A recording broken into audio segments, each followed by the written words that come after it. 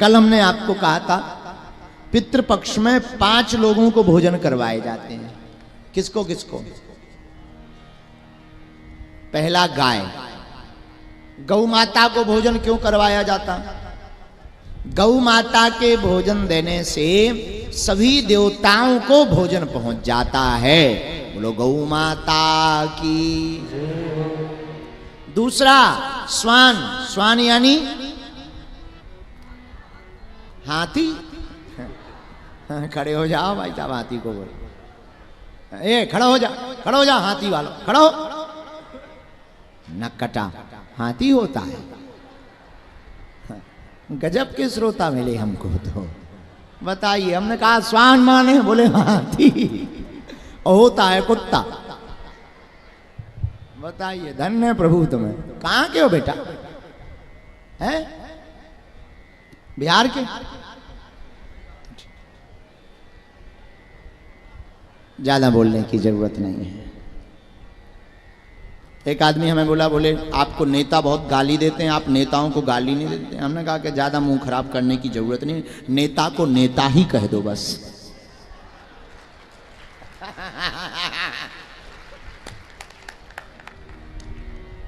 हो गया काम। पहला गौ माता, दूसरा स्वान। अच्छा, स्वान को भोजन क्यों दिया जाता है पितृपक्ष में? यमराज के मार्ग को यमराज के मार्ग का अनुसरण करता है। यमराज के पास जो मार्ग अनुसरण करते 2 कुत्ते, साम और सबल, 2 कुत्ते हैं। इसलिए जो भी स्वान को भोजन करवाता है पितृपक्ष में, उनका वह भोज्य यमराज तक पहुंच जाता है और अपने पूर्वजों को दी जाने वाली यातनाओं में यमराज के पास जब भोज्य पदार्थ पहुंचता है तो फिर यमराज, अगर पितरों को यातना दी जाती हो या किसी कारणवश पितर किसी ऐसी योनि में है जिसमें अति से ज्यादा कष्ट पा रहे हो, तो यमराज के पास पहुंचने से, भोज्य पदार्थ से, पिंडदान से, गरुड़ पुराण से, त्रिपिंडी श्राद्ध से अथवा पितृ गायत्री के निमित्त कोई अनुष्ठान करने से अमुक साधक के पूर्वजों की यातनाओं को कम कर दिया जाता है। तीसरा भोजन किसको दिया जाता है? काक। काक माने क्या होता है? हाँ ठीक है, तुम लोग जो है डायनासोर मत बोल दें, कोई ठिकाना नहीं है डायनासोर। तो काक माने होता है कौवा। कौवा को क्यों भोजन दिया जाता है? हाँ, कौवा का ये गुण है, वो सबको मिलकर के खाता है, सबके साथ मिलकर के खाता है। ये तो ठीक है, पर किसका प्रतीक है कौवा? यम का। ये भी यम का प्रतीक है, यम का प्रतीक है। और यह पितर लोक तक जाता है। पितर लोक तक पहुंचने के कारण जो भी कौवा को श्राद्ध पक्ष में भोजन करवाता है, उनके पितरों को तृप्ति प्राप्त होती है, इसलिए कौवा को भोजन करवाया जाता है। चौथा भोजन पिपील का, चींटी। चींटी को क्यों करवाया जाता है? करवाते हो? पहले के जमाने में लोग हुआ करते थे, अपनी जेब में नमक, क्षमा करो, शक्कर और आटा जेब में डाल करके जहां भी चींटियों का घर देखते थे वहां जाकर के डाल देते। अब आजकल तो ठीक है, जय बजरंगबली की है, घर ही उखाड़ देते। हाँ, जेसीबी ले जाते हैं, घर उखाड़ देते हैं। जय हनुमान जी। चींटी को श्राद्ध पक्ष में भोजन कराने का बड़ा महत्व है। चींटी को जो भी व्यक्ति श्राद्ध पक्ष में भोजन कराएगा, शास्त्र कहते हैं उसको सुख और समृद्धि की प्राप्ति होती है।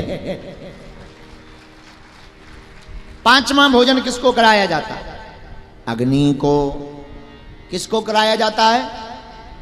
अग्नि को जो भोजन करवाया जाता है, पितरों को होता है स्वधा और देवताओं को होता है स्वाहा। क्या होता है? जोर से बोलो। भगवान के 2 मुख हैं। कितने मुख हैं? कौन कौन से हैं?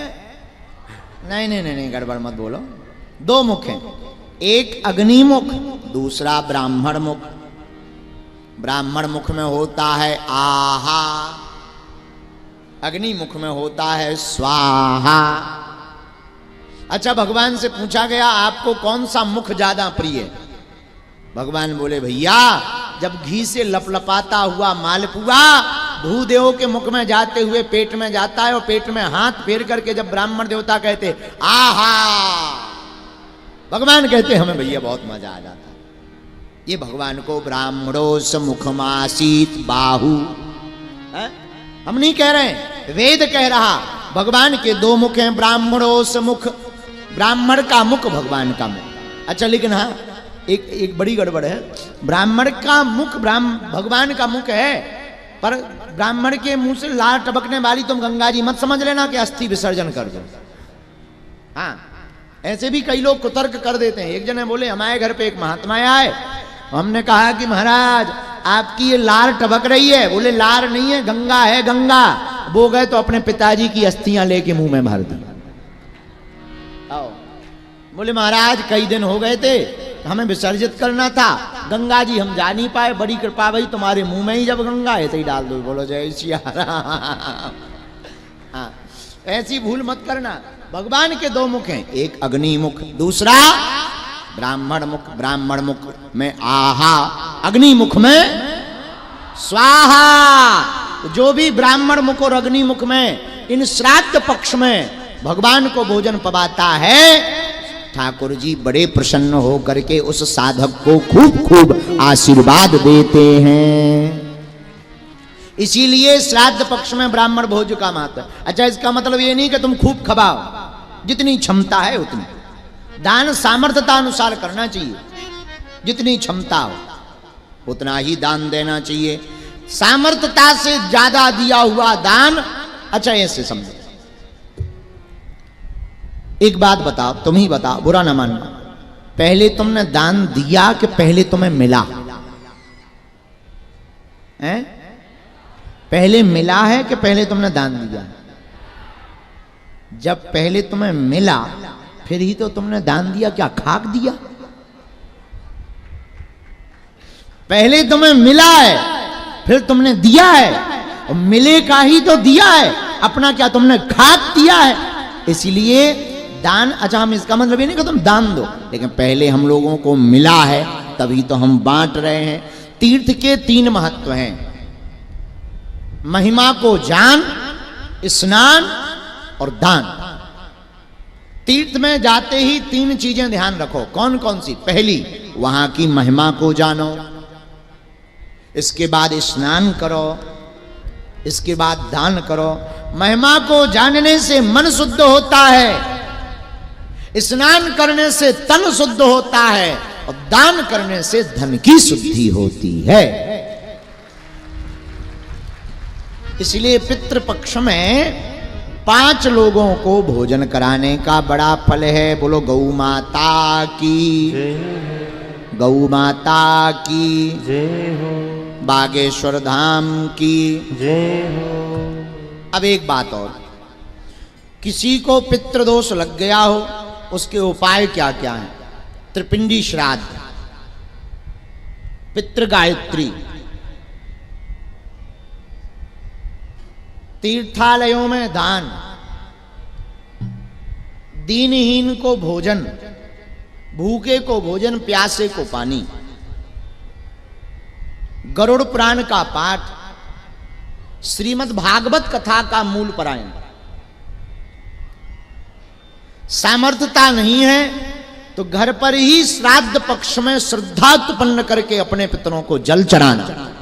इन 6 कामों में से कोई एक करोगे तो भी पितरों की कृपा तुम पर हो जाएगी, और पितृदोष से शांति मिल जाएगी। बोलो सीताराम।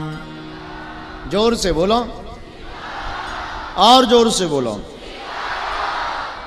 इसलिए हनुमान जी से प्रार्थना करो, जय जय जय हनुमान, कृपा करहूं। हे हनुमान जी, हमारे सभी पूर्वजों की हम पर कृपा हो गए, सभी पूर्वजों को शांति मिले। सब लोग पितृ देवताओं को प्रणाम करो। ओ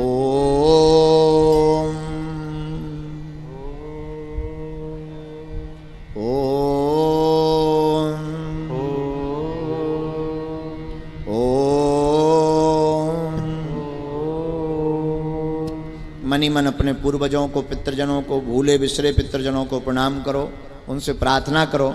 हम आपके चरणों में अपनी श्रद्धा अर्पित कर रहे हैं। श्राद्ध पक्ष में हम ठाकुर जी की जो भी वाणी को सुन रहे हैं, प्रभु की वार्ता को सुन रहे हैं, जो भी पुण्य सत्कर्म कर रहे हैं, कृपा करके स्वीकार करो। सभी पूर्वजों की हम सब पर कृपा दृष्टि बनी रहे, उनकी छत्र छाया बनी रहे, उनकी महती कृपा बनी रहे। निश्चित रूप